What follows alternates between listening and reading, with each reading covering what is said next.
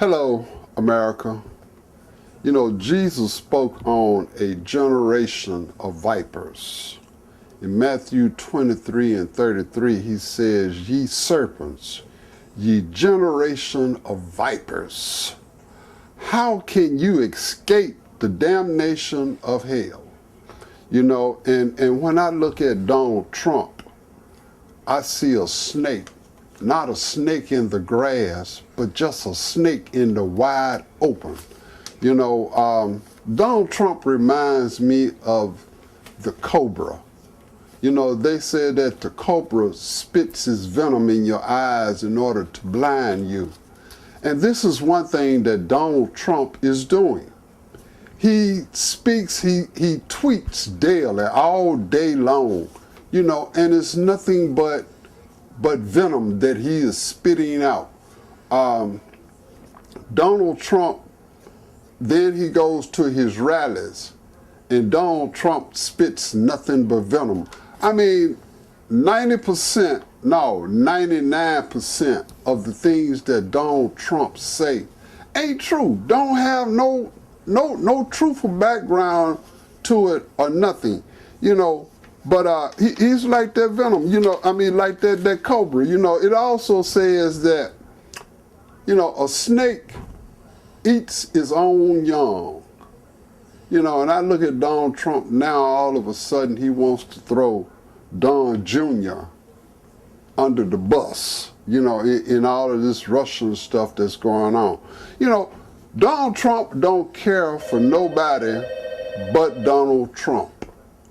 And that ain't kosher. That ain't kosher at all.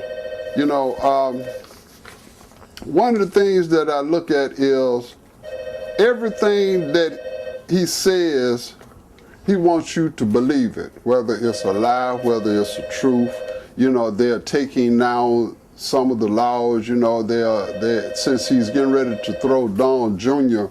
under the bus, now they want to talk about, well, a lot of the campaign laws that were made. Oh, well, that ain't true. You know, that's not no law. You know, that ain't true.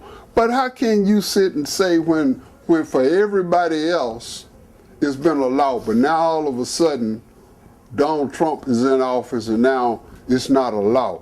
I can't understand that. You know, I spoke on last time about, you know, everybody else had to show their tax returns and everything, all except for Donald Trump. Why is that? You know, what makes Donald Trump so different than me? You know, I would have to, if I ran for president, I would have to show my tax returns. So why shouldn't Donald Trump have to show his tax returns? You know, then, you know, he speaks a lot of hatred. He speaks a lot of racism. And the main thing, like I said, he just speaks pure hatred. You know, anybody that don't agree with Donald Trump is dumb. You know, he really upsets me when he speaks against Auntie Maxwell. I mean, Auntie Maxine. Lord, let me get this right. See, I told you, he got me all upset. You know, but when you talk against my auntie Maxwell, Maxine, who stands up for everybody that she can, you know, it kind of upsets me. Want to call her a old dumb, a crazy woman, you know. But Donald Trump, you the dumb crazy one. You know, you can't even read a teleprompter. You know, but then all of a sudden, you know, you still want to talk about, you know, when I speak on hatred.